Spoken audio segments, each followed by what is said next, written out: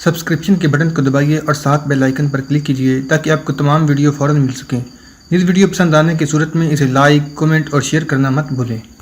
سلطان محمود غزنوی مہاراجہ گنڈا کو شکست دے کر جب غزنی پہنچا تو اس کے ساتھ کم و بیش 600 ہاتھی اور 150 گھوڑے تھے۔ مہاراجوں کی فوج کے قیدیوں کی تعداد 7 سے 10 ہزار تک تھی۔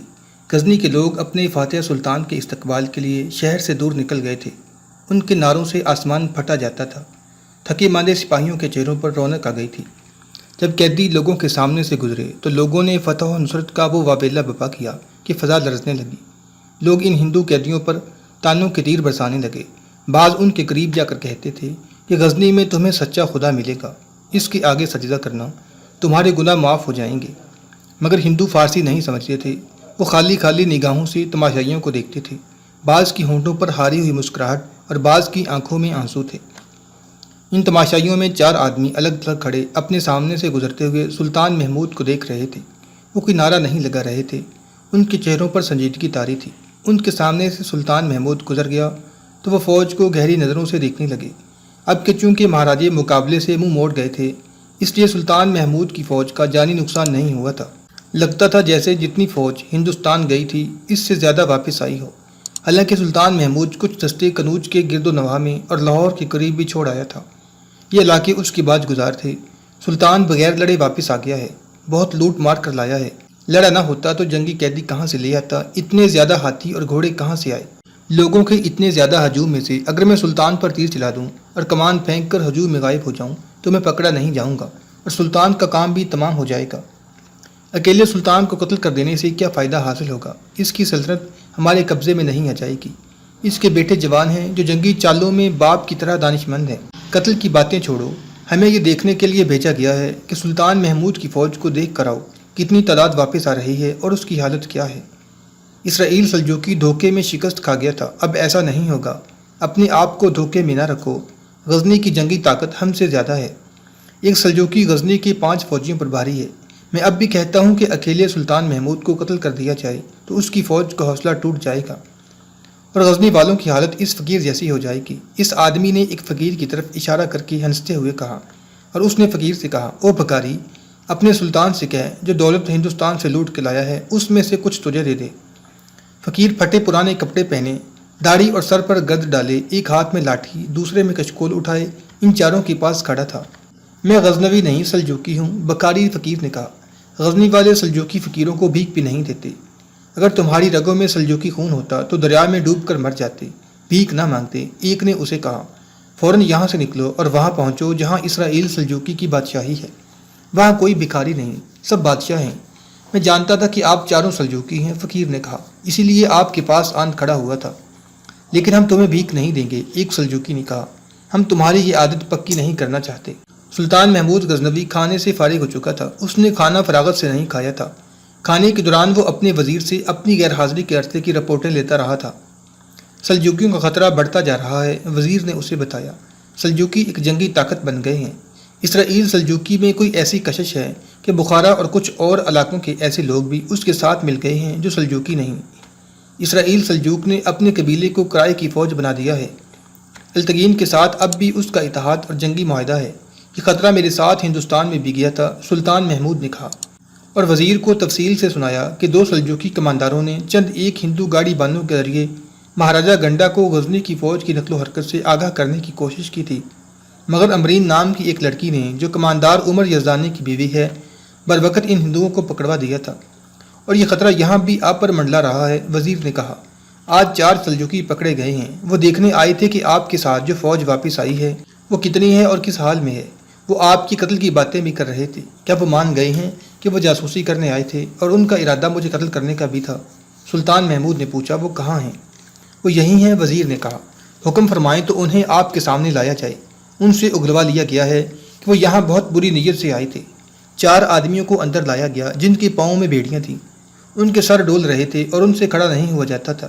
صاف پتہ چلتا تھا کہ ان پر تشدد کیا گیا ہے۔ وزیر نے دربان کو کسی کا نام بتا کر کہا کہ اسے اندر بھیج دو۔ ایک فقیر اندر آیا جس کے کپڑے پھٹے پرانے اور غلیظ تھے۔ اس کی داڑھی اور سر کے لمبے لمبے بال پسینے اور مٹی سے جڑے ہوئے تھے۔ اس کے ایک ہاتھ میں لاٹھی اور دوسرے میں کشکول تھا۔ سلطان عالی مقام، وزیر نے کہا، یہ ہے وہ بکاری جس نے ان کی باتیں سنی۔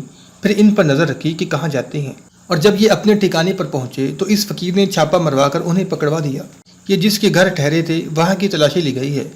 وہ لوگ بھی مشکوک نکلے۔ یہ فقیر محکمہ جاسوسی کا عہدیدار ہے۔ ہم نے جب دیکھا کہ آپ کے استقبال کے لیے لوگ ہجوم در ہجوم باہر نکل آئے ہیں تو ہم نے ان لوگوں میں جاسوس پھیلا دیے تھے۔ یہ عہدیدار آپ کو بتائے گا کہ اس نے ان پر کیوں شک کیا تھا۔ میں نے دیکھا کہ لوگ فتح و نصرت کے نعرے لگا رہے تھے۔ فقیروں کے بھیس میں اس جاسوس عہدیدار نے بتایا۔ ہر کوئی ناچنے اور کودنے کی کیفیت میں تھا، لیکن یہ چاروں بڑی سنجیدہ رخی سے آپ کو دیکھ رہے تھے، جیسے انہیں افسوس ہو رہا ہو کہ لوگ فاتحانہ نعرے لگا رہے ہیں۔ میں نے قریب ہو کر ان کی باتیں سنی۔ اس کی ان کے ساتھ جو باتیں ہوئی تھیں وہ اس نے سلطان کو بتائیں۔ کہ تم اب اپنے ارادوں کے متعلق مجھے کچھ بتانا چاہو گے؟ سلطان محمود نے ان سلجوکیوں سے پوچھا۔ میں نے سنا ہے کہ تم نے تسلیم کر لیا ہے کہ تم مجھے قتل کرنے آئے تھے۔ نہیں سلطان محمود، ایک سلجوکی نے کہا، ہم میں ایک نے آپ کے قتل کی بات کی تھی، لیکن قتل کا ارادہ نہ تھا۔ ہم جب پکڑے گئے تو سب کچھ بتا دیا تھا۔ ہم پر بہت تشدد کیا گیا ہے، اس کی ضرورت نہیں تھی۔ ہمارے دلوں میں جو کچھ تھا وہ صاف بتا دیا تھا۔ ہم سلجوکی ہیں، ہم جھوٹ نہیں بولا کرتے۔ ہم آپ کو اپنا دشمن سمجھتے ہیں۔ آپ نے ہمیں ایک بار شکست دی ہے، ہم اس شکست کا انتقام لیں گے۔ ہم ہندو نہیں، مسلمان ہیں۔ ہمارا کوئی ملک نہیں، زمین کا کوئی ایسا خطہ نہیں جسے ہم اپنا وطن کہہ سکیں۔ ہم پہاڑیوں میں رہتے ہیں۔ ہم اپنا وطن حاصل کرنے کی کوشش کر رہے ہیں۔ لیکن تمہاری نظر صرف میری سلطنت پر کیوں جم گئی ہے؟ سلطان محمود نے پوچھا۔ تم کسی کمزور حکمران سے اس کی زمین چھین سکتے ہو، کمزور سے چھیننا بہادروں کا شیوہ نہیں، ایک سلجوکی نے کہا۔ آپ ہم سے زیادہ طاقتور ہیں۔ ہم آپ کی سلطنت کے کسی حصے کو اپنا وطن بنائیں گے۔ ہماری اس بات کو سچ مانیں کہ ہم آپ کو قتل نہیں کرنا چاہتے۔ ہم آپ کی جنگی طاقت کو کمزور کریں گے اور میدان جنگ میں آپ کو مارنے کی کوشش کریں گے۔ مجھے بہت خوشی ہو رہی ہے کہ تم بہادر جنگجوؤں کی طرح وہی بات کر رہے ہو جو تمہارے دلوں میں ہے، سلطان نے کہا۔ میں بھی تمہارے ساتھ بہادر جنگجوؤں جیسا سلوک کروں گا۔ تم غزنی کے مہمان ہو، اس نے وزیر سے کہا۔ ان کی بیڑیاں کھلوا دو۔ ان کی بیڑیاں کھلنے لگیں۔ سلطان محمود کہہ رہا تھا، غزنی کی فوج کے متعلق تمہارا کیا خیال ہے؟ بہت طاقتور فوج ہے، ایک سلجوکی نے کہا۔ ہمارا خیال تھا کہ یہ فوج ہندوستان سے کمزور ہو کر آئے گی، لیکن ہاتھیوں اور گھوڑوں کے لحاظ سے یہ اور زیادہ طاقتور ہو کے آئی ہے۔ کہ تمہارا سردار اسرائیل سلجوکی ہمارے خلاف لڑے گا؟ اس کا جواب وہی دے سکتا ہے، سلجوکی نے کہا۔ ہم سے صرف ہمارے متعلق پوچھیں۔ میں کچھ نہیں پوچھوں گا، سلطان محمود نے کہا۔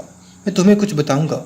اپنے سردار اسرائیل سلجوکی کو میرا سلام کہنا اور اسے کہنا کہ میں تمہیں پہاڑوں سے نکال کر درہ جیہون کے پار کا بہت سا علاقہ دے دوں گا۔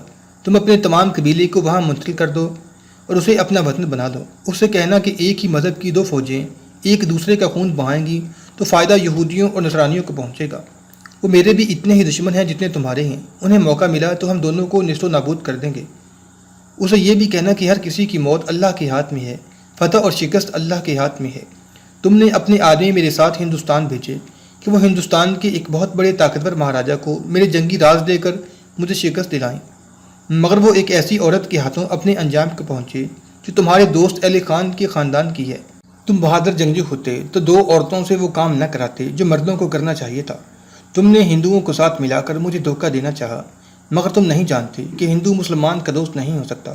اپنے سردار سے یہ بھی کہنا کہ جس کے ہاتھوں تم نے مجھے شکست دلانے کا انتظام کیا تھا، اس سے خدا نے ایسا مرعوب کیا کہ وہ لڑے بغیر میدان جنگ سے غائب ہو گیا۔ یہ اللہ کی شان ہے، تم بھی اللہ کے آگے سر جھکا دو۔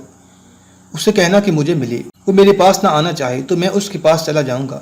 میرا پیغام اس تک پہنچا دینا، جاؤ میں تمہیں آزاد کرتا ہوں۔ اس داستان کی پچھلی کڑی میں بتایا جا چکا ہے کہ غسز نام کا ایک جنگجو قبیلہ تھا جس کا اپنا کوئی وطن نہیں تھا۔ وہ پہاڑیوں میں خانہ بدوش رہتا تھا۔ اس قبیلے کا ایک سردار لقمان تھا جو اپنے آپ کو سلجوکی کہلاتا تھا۔ وہ اپنے قبیلے میں اتنا مقبول تھا کہ اس نے ایک الگ تھلگ سلجوکی قبیلہ بنا لیا۔ اس قبیلے کے بیشتر لوگ اس کی اطاعت میں آ گئے اور سلجوکی کہلانے لگے۔ یہ لوگ آزاد زندگی بسر کرتے تھے، ادھر ادھر سے مویشی چوری کر لاتے تھے، قافلوں کو بھی لوٹ لیتے تھے۔ وہ پہاڑیوں میں بڑی خوش نما اور سرسبز جگہوں میں رہتے تھے۔ نوجوان لڑکیاں بھی اغوا کر لیتے تھے، لیکن ظلم و تشدد نہیں کرتے تھے۔ ان میں آئی ہوئی باہر کی لڑکی خوش رہتی تھی۔ انہوں نے اپنے رہن سہن اور طور طریقوں میں ایسی دلکشی پیدا کر رکھی تھی کہ غیر سلجوکی خانہ بدوش بھی ان میں شامل ہو گئے اور سلجوکی کہلانے لگے۔ 60-70 برسوں میں ان کی تعداد باہر کے قبیلوں کی شمولیت اور 2-3 نئی نسلیں پیدا ہونے سے کئی گنا بڑھ گئی تھی۔ یہ چونکہ جنگجو قبیلہ تھا، اس لیے اس کی حیثیت ایک فوج کی سی ہو گئی تھی۔ انہیں چھوٹے موٹے مسلمان حکمران ایک دوسرے کے خلاف لڑاتے تھے۔ ترکستانیوں اور سمانیوں کی لڑائیوں میں سلجوکیوں نے سمانیوں کا ساتھ دیا تھا۔ پھر ایک اور حکمران التگین نے سلجوکیوں کے ساتھ سلطان محمود کے خلاف جنگی معاہدہ کر لیا تھا اور دونوں نے سلطان محمود سے شکست کھائی تھی۔ شکست کھانے والا اسرائیل سلجوقی تھا جو لقمان سلجوقی کا بیٹا تھا اور اس کے مرنے کے بعد سلجوقی قبیلے کا سردار بنا تھا۔ اسرائیل سلجوقی کے متعلق بتایا جا چکا ہے کہ وہ بڑا خوبصورت جوان تھا۔ اس کی شخصیت میں ایسا اثر تھا کہ اس کے پیروکار اس کا وہ حکم بھی فوراً مانتے تھے جس میں یقینی موت کا خطرہ ہوتا تھا۔ اس نے لڑائیوں میں مختلف حکمرانوں کی مدد کر کے اپنا خزانہ بھر لیا تھا اور ان کی کمزوریوں اور ہوس پرستی سے بھی وہ بہت فائدہ اٹھاتا تھا۔ سلطان محمود ہندوستان سے واپس آیا تو اس کے وزیر نے اسے بتایا کہ اسرائیل بہت بڑی طاقت بن گیا ہے اور سلطنت غزنی کے لیے ایک ایسا خطرہ ہے جسے فوراً دبا لینا بہت ضروری ہو گیا ہے۔ سلطان کو 4 سلجوقی جاسوسوں کی صورت میں اسی وقت ثبوت مل گیا تھا۔ سلطان نے تدبر سے کام لے کر ان سلجوقیوں کو رہا کر دیا اور ان کے سردار اسرائیل سلجوقی کو پیغام بھیج دیا کہ وہ اسے ملے۔